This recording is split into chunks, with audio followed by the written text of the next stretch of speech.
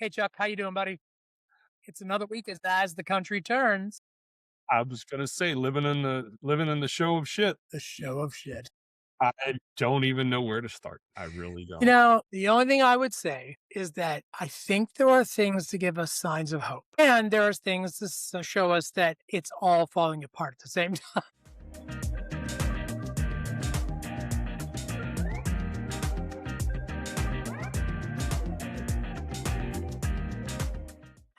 You know, Okay.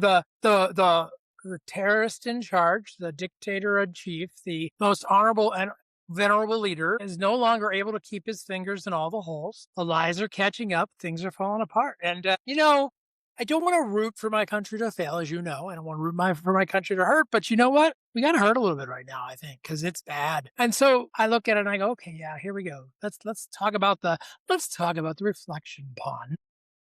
Well, it's I'm glad you brought that up, because I have been like you. I look out of one eye and I see shit, and I look out of another eye and I say, maybe things are turning.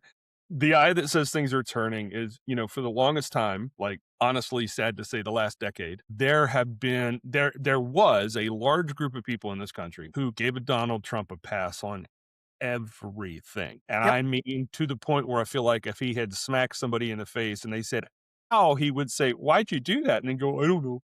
I mean, it was really bad. And that's starting to turn. A lot of been reading a lot of polls, and I know polls can be squirrely, but from people I talk to and things I see, I think they're probably in line. The independents who pushed him over the edge, independents tend to be 55-45, depending on Right. election cycle. Right now, they're like 65-35 against. And there was I can shoot a person on Fifth Avenue and then get away with it. I don't think, and I hate to admit this, but I don't think truer words have ever been spoken at that time. And I really do. There are still people, I don't know if you watch these Jubilee things or whatever, and I get that they try to find the most extreme people on both sides, but it's amazing to me when they start talking and it's just like, it's always, well, what about Biden?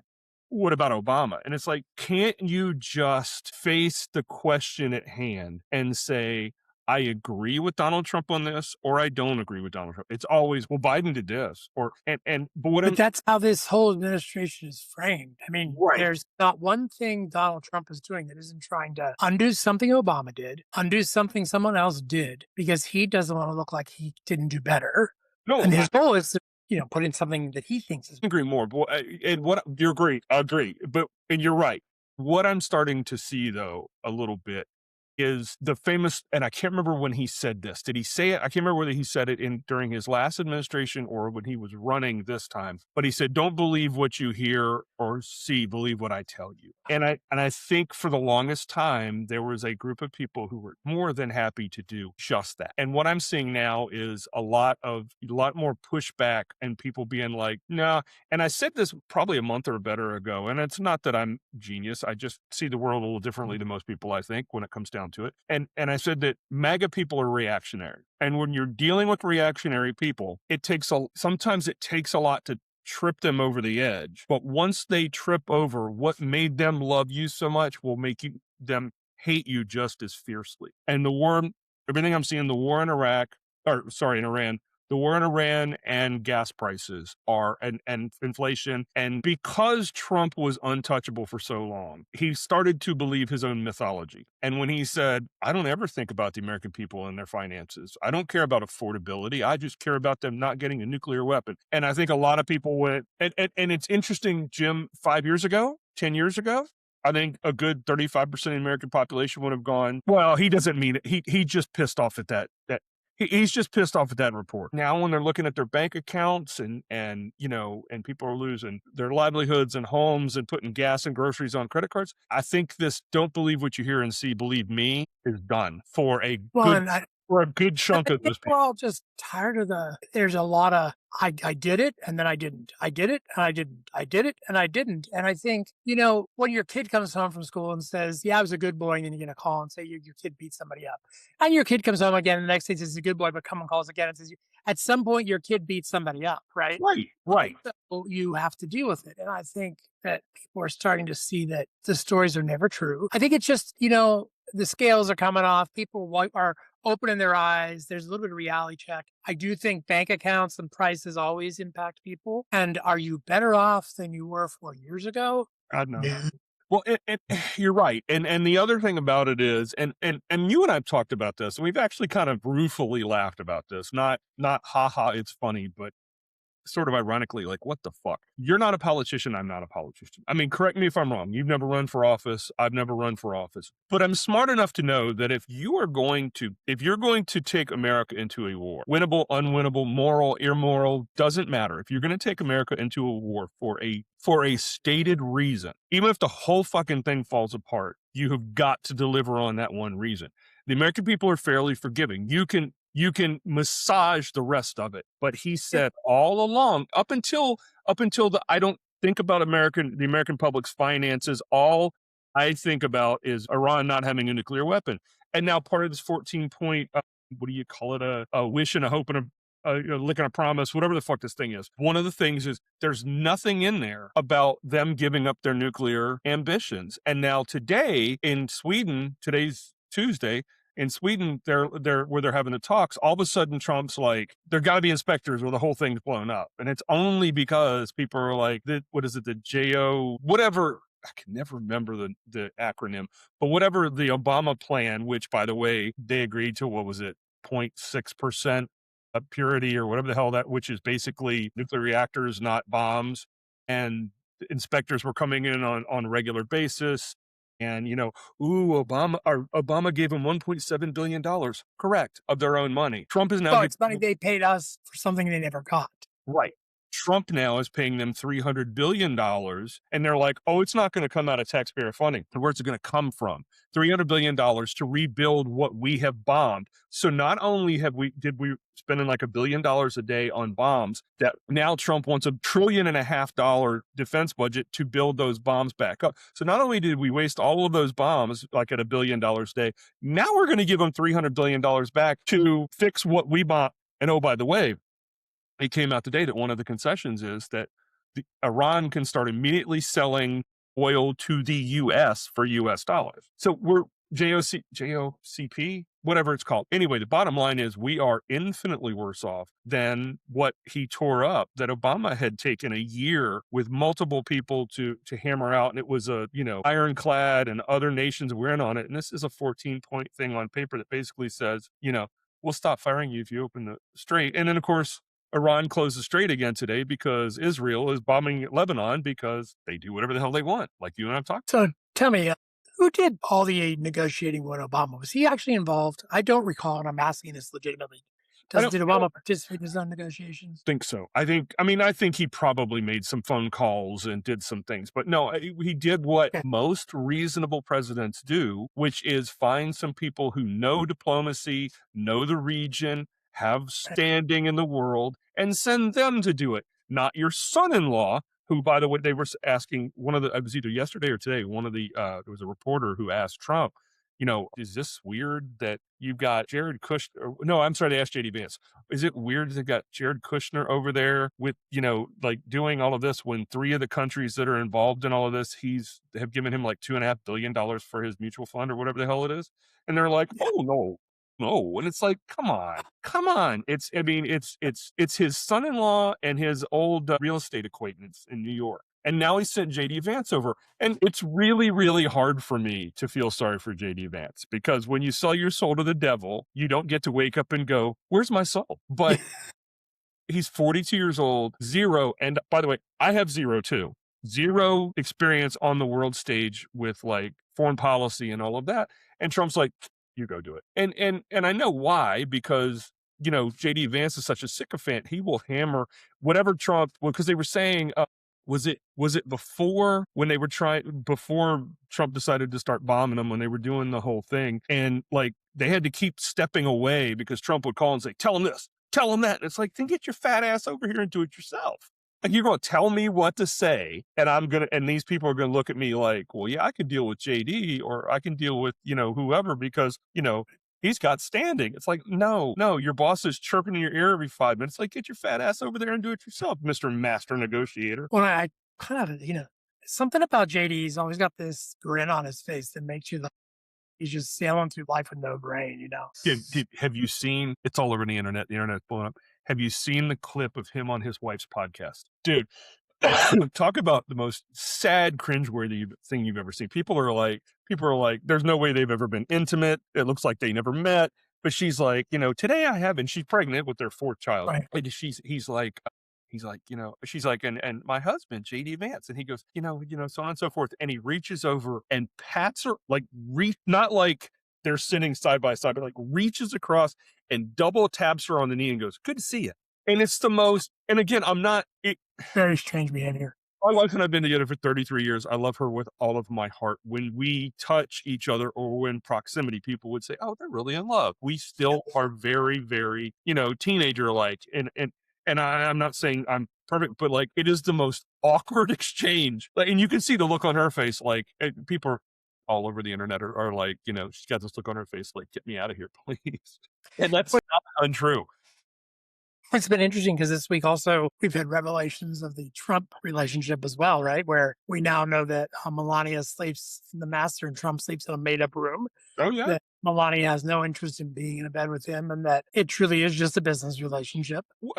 So here's my thing, and I'm not trying to be mean. Why would you? He's cheated on every wife he has. If you believe, but I don't know if it's true. Well, I mean, it was litigated, but he slept with Stormy Daniels and one other woman. I can't remember her name while she was pregnant with Barron. I mean, he's a philanderer. He has been his entire life. And now I'm not trying to be crude. He's an overweight, nasty, almost 80-year-old man. And she's like, I think she's like 50. Sort of in her prime. She's still a very attractive woman, got, good shape, got a lot of life left. And I wouldn't want this sweaty 80-year-old buffoon, water Who's buffalo. decomposing right in front of her. Yeah. He's got it. Well, I imagine old people. their relationship will come to an end when it's all over because she'll no longer have an obligation. Like, I think she's a bit in there to save face, and I don't think she looks to hurt anybody because I don't think that's her style. She's not going to take him down because she probably loses something if she does. Yeah, there's probably, I don't know. All I know is that I think what so here's, there's an old saying, and I'm going to butcher the shit out of this, but you'll know what I mean. There's an old cliche saying, whatever you want, that the insults that hurt the most are the ones that are the closest to the truth. And that's what we've seen all along. Well, and when they shit Twinkies when Jimmy Kimmel said she looked like a widow in waiting or expectant widow or whatever he said, which, by the way, again, I think was fucking hilarious. I think the reason that they both got so incensed is from different perspectives. They both know that's exactly what's happening. She can't wait for him to fucking die. I mean, I don't think Be away from him for whatever. I think you're right. I think it's a business thing right now. And I think she is disgusted by him for what he has done and who he has become. And when I say become, if you look at Trump listen to Trump in the 80s or the 90s, he was just a blowhard. He has become a vicious piece of shit as he's gotten older. Yeah. But I'm sure she's disgusted by him. And I don't know anything about her. She might be a horrible human being too, but I don't blame her for being disgusted by him. Well, that's true. I think it's just one of those things that it's all about everything wrong right now. I mean, there's just so much going on. It's all wrong. But let me tell you what, Chuck, I do have a little hope this week because out of my journey, as you know, has been very challenging the last 2 years. And for those of you who are tuning in, have never heard about this. I left the corporate world 2 years ago, started as Chuck did a travel business, thinking we were going to just ride a nice wave of people who had money to spend. And then those people who had money to spend got affected by everything going on. And, we saw it get real tight. But I will say that there's a couple things going on. So first of all, I sold a $10,000 cruise today. Nice. So, that's a nice plus. And I have my customers heading out on a New York trip this coming weekend. So there's money coming in the bank. Nice. That won't necessarily pay the bills. But I've learned that, hey, as much as you can, when you can, just shut up and let them yell at you, Yep. But I'll tell you what, there's been some improvements in job opportunities. I'm seeing more showing up. Now, some of this I always say is vanity postings, things companies put out there so they look like they're growing, so the stockholders see things. And I will tell you what, there's one thing I learned this week that is not positive, which is the age of the customers right is gone. It's all about stakeholders. Nobody cares about their customers anymore. I mean, I've learned this calling all the financial institutions I have and saying, what can I get help with? I'm trying my best. When I have money, I pay. I'm see the future getting better, but I'm still waiting, and I says, if you take more money out of me, I'm gone. Then I'm bank charges only, and right. At some point you've milked all the blood out of me, right? Right. Right. Most of them are like, well, some will say, okay, we'll get you 30, 60, 90 days, you know, work with you. And then some just flat out say no. And you're like, wow, I have paid you on time for years. I've been a good customer, but you don't care. What have you done for me lately? Right.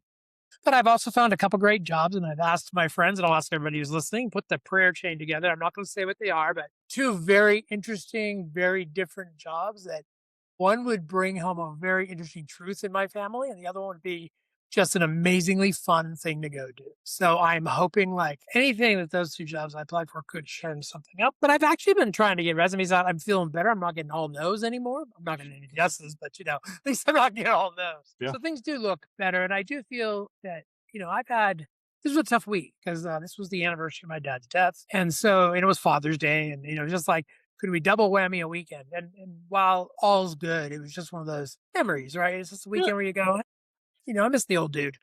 I miss being able to talk to him. I miss being able to shoot the shit with him. But I did, on the other hand, remake friends with my buddy that we haven't talked in almost a year. We reconnected. And he admitted to me he watches all of our episodes. Oh, Now really? he's keeping on top of us, And he's even still though we talking weren't to talking. you?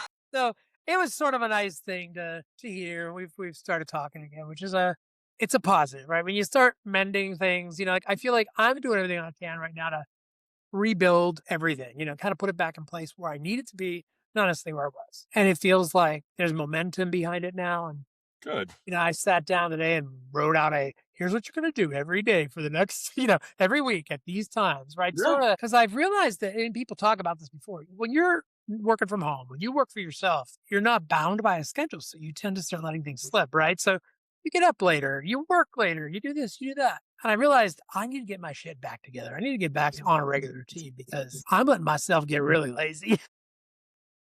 It's easy, And it's easy to do, man. and to all those who are like out there right now, also in the position I'm in, where you're going, oh my God, will I last in a few months? Will I live where I'm living? Will I be able to afford anything? All I can say is, try to find some glimmer of hope. Things will get better. I'm going to go see one of the pastors at my church tomorrow. We're going to talk a little about everything because he thinks it's a lot like grief. And he wants to talk about how all this fits into grief. And I agree with him. I think I'm grieving a past life. I'm grieving things I don't have.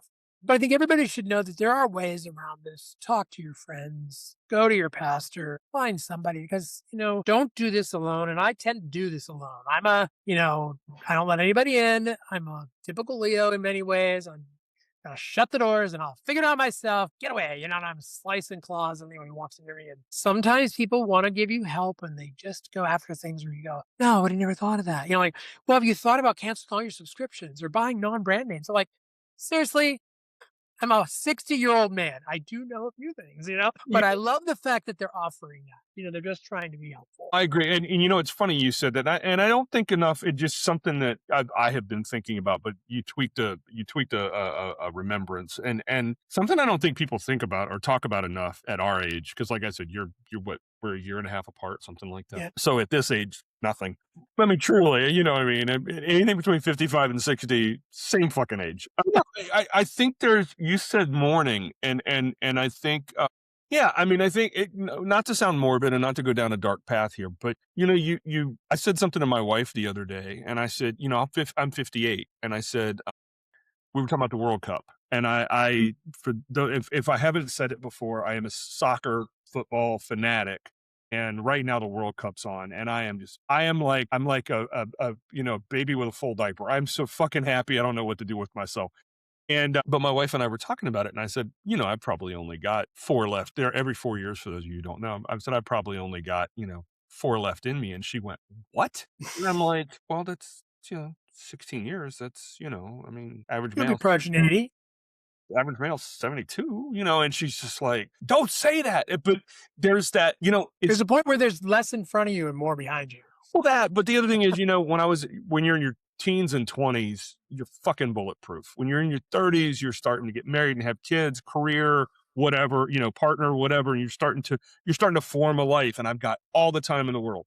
And then your 40s, you really, depending on how your life's going, but you're in a stride. You're most likely in your career, and you're moving up the ladder. You're in a relationship. You're not in a relationship. Whatever the fuck. You start to get a little extra money so you can actually do some things. When you're in your 20s, you didn't have a pot to piss in. Your 40s, maybe you got some money. Maybe you own a house. And in your 50s, you start to get, at least in my early 50s, I started to get comfortable, and then I changed careers. And it's like, or I walked away from my old career thinking, I've got master's degrees, I've got experience, everything will be fine. And then it's like, who are you? Like Yeah. all of my agency went out the window. And I'm just like, now I'm looking at it and going, I have a job. It's a good job. Don't get me wrong. My wife's got a great job. You know, we have a house, we're doing all of these things, but it's just like, what's next is getting old. Yeah, I mean, one of the things I look at is how many more career transitions you have in you, Chuck, right? I mean, I Right. don't or I really thought I was done with it. Me too. Me too. I You thought, know, well, going I thought I'll pivot to some one thing and I'll ride into, I'll ride into retirement and that'll be it. And I'm sitting here looking at, 4 years from retirement going, I am where I am and I'm not complaining in any way. I'm just saying oh, it's like you work so hard to get someplace and to get some agency and get a name for yourself and all of that. And all of a sudden it's like, man, you're 50. Nobody fucking wants you. yeah, that's I think that's the part I'm thinking I see changing. There is some Good. interest in finding folks who are experienced again.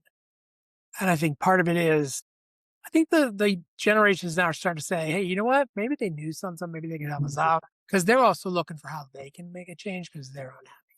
And I think that's actually the big thing right now with the society is that it's no longer just MAGA's this and this is that, right? There's so many layers of people who are so unhappy with everything, Yeah. who want change that it's like the big wave, the big push, right? We're just building up against the dam. It's going to burst and something big is going to happen. I don't know if it's going to be socialism. I don't know if it's going to be a completely rethought society, but there are big changes that we're up for. And I think we're ready for them. And I think the younger folks are ready to bring them in. So for the first time in my life, I really believe that in the next year, one of two things is going to happen. Either we're going to slide further into authoritarianism to the point where there's a mass migration away from the US. And I mean that for people who Yeah. for people who can afford it. Obviously, if you're working for $10 an hour and you got two kids, you probably can't just pull up stakes and go. I'm not doing the privilege thing, but I do have some assets. I have a house that, is almost paid off. I have the opportunity. If my wife and I needed to bug out, we could bug out. Not go live in a McMansion, but we could go elsewhere. That's either going to happen or there's going to be a paradigm shift in the midterms. And James Carville is saying again today that he thinks that Trump will resign before the spring, that he will get JD Vance to pardon him and he will walk away. If that's the case, I think JD Vance has about as good a chance of being president as you and I do. I can't think of a more awkward candidate in the last 40 years. Well, he'll be as lame duck as you can get, right? I mean, he'll definitely be Nixon's Ford. Right. Well, not only are you awkward and not well liked within your party, you have been the sycophant of the guy who's driving us into the quagmire. I'll give like you mentioned Dan Quayle. I mean, we all giggled at Dan Quayle, but Dan Quayle had a certain amount of charm about him. I don't Sure. think he had a hope in hell of ever being president, but at least he had a charm about him. He had a self-deprecating way. It was almost funny. Well, it was funny. I'm sorry. And then, I think Mike Pence had a better swagger if he could have taken over presidency. which is saying something, Jack, because he's about as milk toast as a human being can get. And the whole I have a problem with extreme people. Yeah. My wife laughs at me. I don't care who or what. I don't care if you're extreme, like you're just way the fuck over the top. I struggle. It's not my place to say, but when you're as extreme a quote unquote, air quote Christian as Mike Pence is, to the point where you're like, dude, you're probably in the closet. And again, nothing against anybody, but I've heard it. I'm not the only person who said that. I'm like, when you're that tight, there's a reason. It's not because I am not a Christian. Jim and I have talked about this. We haven't talked about it a lot on here. I know you are a man of faith. I am not. I have faith in things, but not, religion. But the Christians that I grew up around, because I was Christian, I tried very hard. It didn't work for me. It felt disingenuous. So I won't be that. I won't be a hypocrite. I won't be disingenuous. But the Christians, when I was formulating who I am, the Christians that I migrated towards were the happy ones. And what I mean by that is that doesn't mean that they were like mind-numbingly happy and unaware of the world, but like they were joyful. And I thought, okay, that's how I want to be. And I find the Christians who are pinched face and, looking down their nose at everybody, they're not happy. And I didn't, you know, I've read the Bible and I've read the teachings of Jesus. I imagine Jesus would have been a pretty fun dude to hang out with. And I'm not trying to be blasphemous, so please nobody go crazy. But no, I mean, he hung out with the, you know, The the hookers, the drug addicts, the hookers, the drug crazies. addicts, and he was trying to be like, hey, there's a better way. And that's the kind of dude I could get my head around, not someone who looks down their nose and goes, you know, I don't approve of your behavior. Like, well, then fuck you. I don't want to be He like asked you you then. to. No, but I mean, I don't want to be like you then. I mean, that's Yeah. what's always driven me crazy. If you're trying to convert me to Christianity, you better show me happy. You better not show me you need to convert or otherwise you're going to burn in hell for the rest of, you know, for eternity. Like, it may be true, don't get me wrong, but that certainly doesn't make me want to go, where do I sign up? You know, but my uncle Rodney, who was my uncle through marriage, was big man. Like, oh God, Rodney was probably 6'4", 6'5", 300 pounds, big, jolly is the best word I can describe. He found out he had pancreatic cancer that had metastasized through his entire system. They gave him 6 weeks to live. So I remember visiting him at the hospital, and he always had people around. And the he was part of the church choir, a beautiful voice. They would always come in. He's in there joking and carrying on. What did my man do? He didn't want to burden his wife, so he sat in bed and planned his own funeral so she wouldn't have to deal with that. That's joyous to me. That's somebody I want to migrate toward. Not somebody like, and I don't mean to hammer on Mike Pence, but you brought him up. Not somebody like Mike Pence or one of those people who uses, in my opinion, or Pete Hegseth or one of these people who uses religion as a bludgeon. That bothers me. Yeah, I agree. I agree. Well, and we've talked about that. That's the whole, when we talk of separation of church and hate, right? The book is all about that, of taking the church and the hate apart and realizing that a lot of the things the church tries to use as hateful parts are actually completely misinterpreted and misused. Well, So, and we talked about this a couple of weeks ago. There's that podcast I listen to called The Dollop, and I won't go into it again. But they take a story from American history and they read it, but then they make it funny and all of that. And it just astounds me, Jim. If you listen, whether it was 200 years ago, 300 years ago, 600 years ago, how shitty people can be if given the opportunity for power. And what has always, and I don't mean to turn this into a religion thing, and I'm not, because I'm talking about a much bigger issue like MAGA and things like that. But it's that idea of, I'm going to beat you over the head with it. And I don't understand why we haven't learned as a species that if I'm trying to talk you into something, I need to ingratiate myself to you so you'll actually listen. Because if I come at you, whether it's religion or MAGA, whether I come at you with, you're fucking wrong, and let me tell you why you're fucking wrong. I mean, how much are you going to listen to that? You're not going to respect that. And I feel like not that MAGA could ever persuade somebody like you or me because of the ugliness that they believe in. But the bottom line is, it's like, yeah, you're, you know, and everything, like we talked about, everything's gotcha and everything's whataboutism. And that's not how you bring people over to your side. That's how you solidify sides. Like, I know I'm right, you're wrong. And it's where I find myself. And that's the eye that I look out. It makes me feel hopeless. so Chuck, my baggie to speak.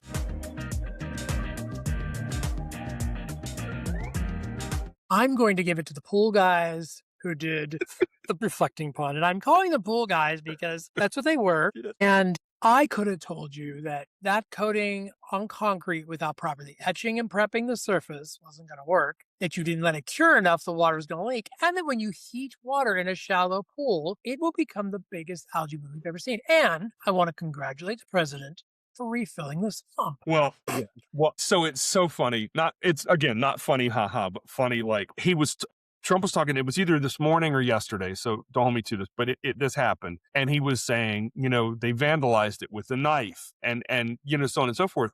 And somebody, I think it was Jon Stewart, there was a clip and he's like, where would a person get this idea? And like a month ago, Trump is like, you could take a knife and just cut right across, you know, like, I don't want to give anybody ideas, but this is the narcissistic mind. He heard someone that he respects more than anybody else, himself, say this thing. So instead of saying, okay, it was supposed to cost 1.4 million, it cost 14 million, it was supposed to take a week, it took 2 months, it's a total shit show. Instead of saying, and this is what I don't understand about Trump. No, in Trump world, I'm going to sue the guy that did the work. The federal government's going to sue him. He screwed it up. He did a piss poor job. And we paid $14 million. I'm going to sue him. I think a lot of people, especially the MAGA faithful, will go, yeah, that makes sense. Hell, I'll be honest, Jim. I think it's been bullshit from start to finish, but I'd be like, okay, get that money back. because Donald Trump himself did not paint that pool. We both know that. One of his sycophant big time donors did, but that's another story. But yeah, say, you know what? This guy jacked it up and he will be redoing it for free. Otherwise, I'll use the full weight of the DOJ, yada, yada, yada. Fine. I'll listen to that. Instead, it's vandals did it. And he's like, they cut the whole thing. The whole thing is 350 feet long. Do we really believe that somebody stood out there and cut this fucking thing 350 feet and nobody saw it? And I No, posted, and if you know anything about coatings and stuff like that, you know that if you take paint, you put it on a surface that's not prepped, it doesn't take long to get it to lift off. right. And when you add something like the chemicals they were adding to treat the algae, they actually create a bubble. They create a chemical reaction. Did anybody think about how that would react with the? I mean, it was just one of these where you go, "This is like a good experiment in science that nobody knows science." Well, one of the things I heard, and I don't know if there's any truth to this or not, but because Trump is so, the 250th and all that, the word on the street is that he insisted they pump water in it too soon because he wanted it full and wanted it to look pretty. Well, and I think that's true because I do I could believe, see, I was going to first say, of I all, can the see it. surface wasn't even, so we don't even know how many different things went down. Second of all, you can't. Some of those require months to cure. Yeah. When I had my driveway done here with this gem coat stuff and they covered it, they're like, it'll be a month before you could really drive on it. I just parked my car on the street for a Yeah. because they don't want you on it. And I'm thinking, okay, and that's dry surface, okay? Right. And I mean, I know a little about coatings as well. And, being in the blazing sun of Washington, D.C. like that, it probably wouldn't have taken a month, that radiant heat, but it sure as hell, well, But how hot was the concrete when they applied it? well, that's the other question. And that they obviously didn't wait long enough. But And I think they only power washed it. They didn't go in there with a grinder and break the hell surface. no. You know what they did? They did the least possible work for the most money because it was a no bid contract for one of Trump's buddies. And Trump was like, it'll be okay. I posted on Blue Sky today that, or Bluesky, however you say it. No, is it Bluesky or Blue I think Sky? it's blue sky, but it looks like blue ski. Okay, so Blue Sky. I posted, I was like, it's funny. Trump can call out the National Guard to protect and police the pool, but didn't have the authority to do that on January 6th. Yeah, that was brought up. Keith brought that up this week. If you're at the people, Okay, I don't.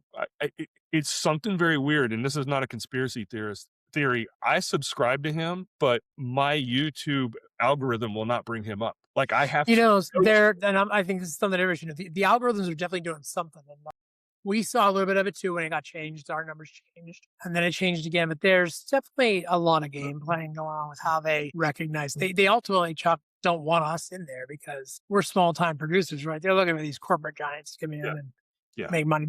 That's right. We will fight the algorithm and continue to do what we do. And I think I laugh when people send us emails. You could be doing much better. I'm like, no, I'm doing just as good as I want to do right now. Exactly. Yeah. So have you got a happy ending this week, Chuck? Dude, Jim, here's your happy ending.